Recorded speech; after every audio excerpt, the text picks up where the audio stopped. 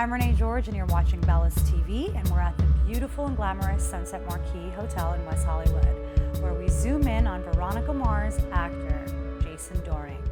Take a look. You were issued a private investigator's license for your 18th birthday? What do you think that says about a person?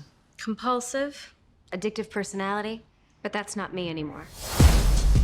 My daughter, the big shot New York lawyer. You're destined for greatness. I've oversold you. My parents don't think that I could have landed a creature such as the one that I've described.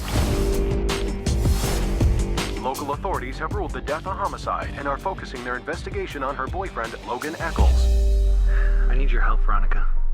I don't really do that anymore.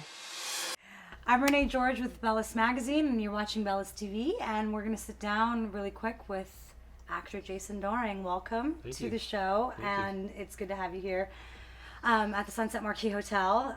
And I just have to say, you've been a very busy bee lately, and I want to know all the details. Veronica Mars, right away. Let's go. Okay. Well, we were on the show for 3 years. We shot down in San Diego, and we wrapped in 2007. And I think a lot of people thought, including ourselves, that we were coming back for a fourth year. And when we didn't, we had left so many storylines sort of unfinished that it's worked to our benefit now, because it left so many people on the edge wanting more. So our fans for 7 or 10 years, and we were all doing different projects, but all through the years we'd hear, do you want to? You got to keep your schedule open. We're going to get this movie made, and we were like, whatever, we don't know, I caught a personal video diary of you. Okay. For the actual Veronica Mars Kickstarter campaign. Okay. And I want to pick your brain about how that experience was for you, since it did break records as far as raising the most funds for production. Tell me a little bit about that. Yeah, well, we never thought we were going to raise, obviously that kind of money. And,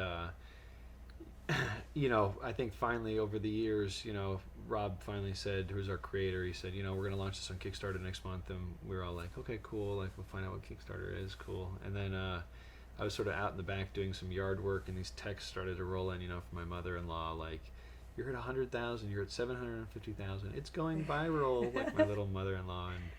And it was just crazy. By the end, we were able to make the movie in LA because we had such a good budget. And and then it started getting written up in Time Magazine and stuff like that, and you kind of knew that it was something special. Something was buzzing. It was like, we didn't quite know what was happening. But you just until, go with it. The next day, and then Kristen's calling, like, Jay, can you believe this? And how many takes did it take you to do that video diary that you did? we shot it like a short film. Yeah, you know what I mean? We had a bunch of takes. Kristen just had one because she's that good. Ryan and I took a few because we'd be cracking up in the middle of it and stuff.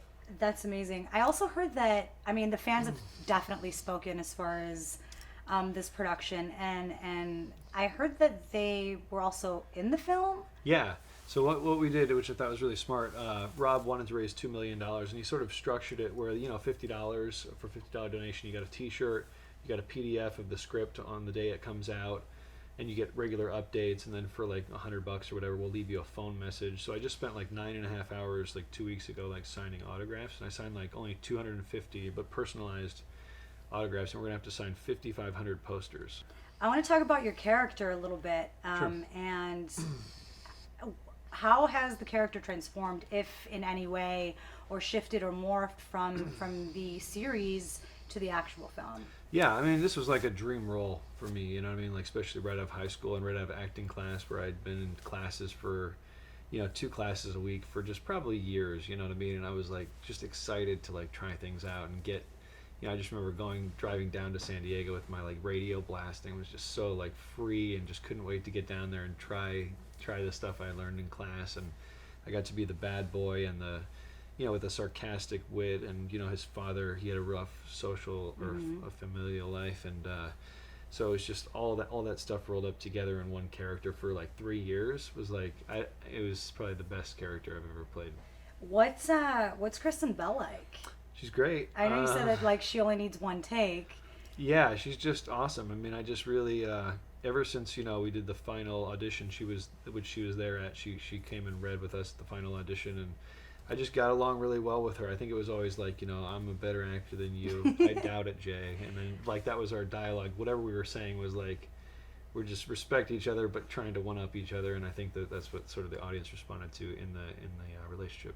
Very cool. Do you have any favorite on-set moments that you can share, or Gosh, anything that happened? Even with this movie, you know, we'd have like, you know, for like, I think it was like $2,000, they could come on the set and we'd eat lunch with them, and they'd be in the film, and we'd have our arms around them, and we'd be cracking up, and they'd be in high heels for like 16 hours a day and be like, I love you. This is Oh the my best day of my God. life. I read a quote by you, and I want to pick your brain about this for a minute. And the quote was that you said, I love the creating part of taking on a character, and it's fun to be another person and to create what it would be like to be that person. Yeah. So I want to know if you have any like artistic rituals that take part in you preparing for roles, or if you have anything that's set or something that you do every single time. I don't know. I kind of like just read over and over and over there's a portion of the script that you use to audition called the sides for people who don't know. Sides. Yeah. They're called sides. Yeah. So hashtag sides, and then you know, I just read it over and over and over, and then all of a sudden you get like you just get an idea. You know what I mean? And just like, you know, when you're reading a book and, you know, you're reading about Harry Potter and you can see what people look like and how they probably talk and that sort of thing. And I love it because it always starts off as an unknown, like, you know, when it's coming through the fax machine or whatever, like, you're like, I don't know what I'm going to do with that role, you know what I mean? So you just got to work on it, and then all of a sudden you get like one thing and you're like, oh my gosh, cool.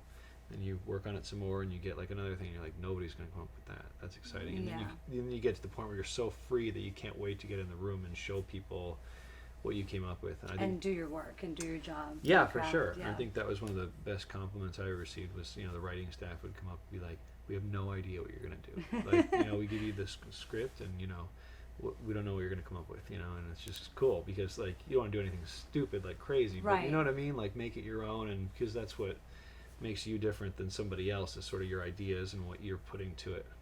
What in your career right now, and what you can tell us, what advice would you give to any young aspiring or emerging artist out there? I mean, for me, it was just sort of about hard work, you know what I mean? Like, I didn't really, and watching the people that I really respected and like taking from them, you know what I mean? Going, what is it about that person I like? I think it was a cool like exercise I'll say to people, like actors in particular, you know, like get a script and then read the scene and then watch how that actor did it for somebody you like, because you'll see other things that are not on the page, you know what I mean? And be like, okay, that's everything he brought to it. Well, what do I need to be looking for? You know what I mean? Yeah. So it's like, and I just think the value of hard work, like you gotta